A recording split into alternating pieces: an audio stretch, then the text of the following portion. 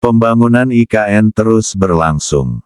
Proyek Ibu Kota Baru Indonesia IKN Nusantara terus dipercepat menjelang akhir masa jabatan Presiden Joko Widodo. Saat ini pemerintah tampak mengupayakan supaya IKN Nusantara dapat digunakan sebagai lokasi upacara ulang tahun ke-79 Republik Indonesia pada tanggal 17 Agustus tahun 2024 mendatang guys. Sebelumnya, Presiden Jokowi memiliki keyakinan kuat bahwa Ibu Kota Nusantara akan menjadi ibu kota terhijau di dunia. Presiden Jokowi menjelaskan bahwa keyakinan ini didasarkan pada konsep pengembangan IKN Nusantara yang mengusung tema Kota Nusarimba. Pemerintah tetap konsisten dengan visi awal pembangunan IKN Nusantara yang berfokus pada kehijauan dan keberlanjutan guys. Dalam pandangan orang nomor satu di Indonesia itu, IKN Nusantara harus menjadi kota yang hijau dan teduh, menciptakan lingkungan yang nyaman bagi pejalan kaki dan pesepeda. IKN Nusantara juga akan dilengkapi dengan hutan kota, alun-alun, serta taman yang luas guys. Presiden Joko Widodo menekankan pentingnya redesain kota yang sudah terlalu padat dengan gedung dan beton untuk menambah ruang hijau. Pembangunan IKN Nusantara direncanakan dalam 5 tahap. Tahap pertama dilaksanakan pada tahun 2022 sampai tahun 2024, difokuskan pada pembangunan infrastruktur dasar seperti Istana Presiden, gedung MPR dan DPR, hingga perumahan di area Ibu Kota Nusantara.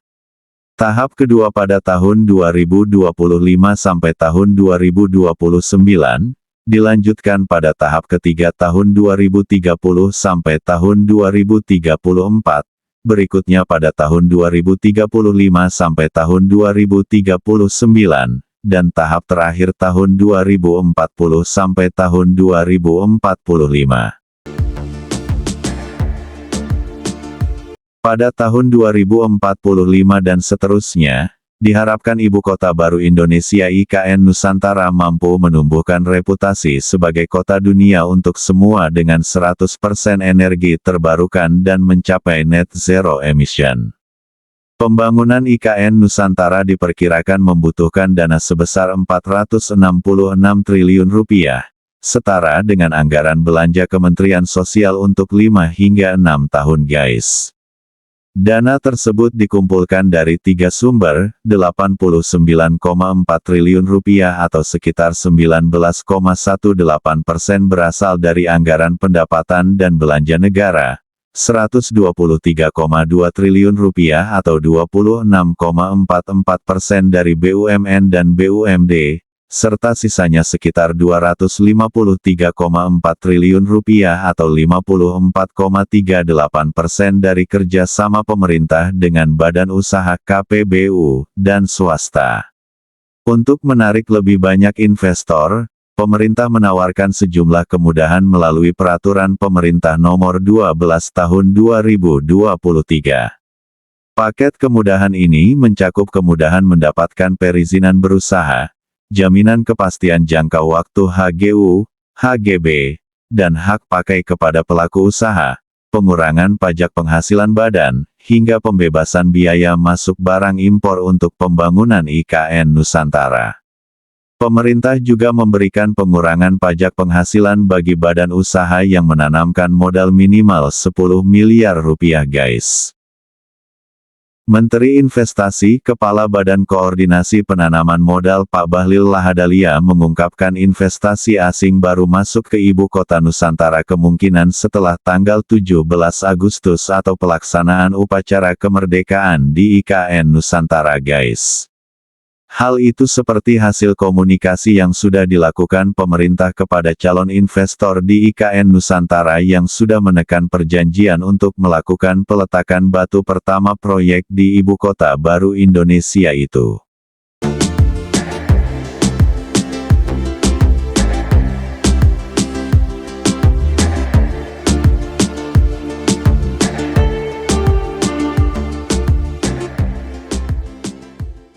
Lebih lanjut Pak Bahlil menjelaskan hal itu menimbang kesiapan infrastruktur dasar yang saat ini tengah dibangun oleh Kementerian Pekerjaan Umum dan Perumahan Rakyat.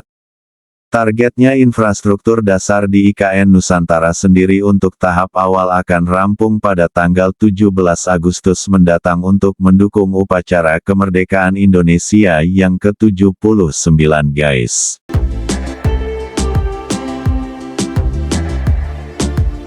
Sejauh ini pembangunan IKN Nusantara memang hanya dikontribusikan dari dana anggaran pendapatan dan belanja negara dan investor swasta dari dalam negeri. Sehingga belum ada proyek asing yang masuk ke IKN Nusantara, seperti yang ditargetkan pemerintah sebelumnya. Pemerintah menargetkan, komposisi pembiayaan IKN Nusantara sendiri sebanyak 80% tidak menggunakan dana APBN. Harapannya kegiatan pembangunan tidak mengganggu kinerja fiskal pemerintah.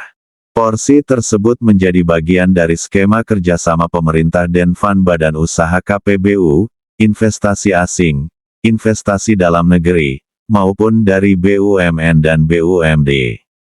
Investasi yang masuk ke IKN Nusantara sekarang pada tahap pertama, itu adalah investasi penanaman modal dalam negeri. Belum ada penanaman modal asing yang melakukan peletakan batu pertama. Ini juga dilakukan agar anak bangsa tidak kehilangan tempat di IKN Nusantara. Setelah dirasa investor dalam negeri sudah terisi, barulah asing akan segera dipanggil untuk melakukan peletakan baru pertama di IKN Nusantara guys. Kita berharap semoga pembangunan IKN Nusantara ini berjalan lancar tanpa hambatan sampai target yang ditetapkan, sehingga kita bisa menyaksikan gelaran upacara ulang tahun kemerdekaan ke-79 Republik Indonesia di IKN Nusantara. Tak lupa juga kita doakan semoga para pekerja yang terlibat dalam pembangunan IKN diberi kesehatan, keselamatan dalam bekerja sampai proyek ini selesai guys.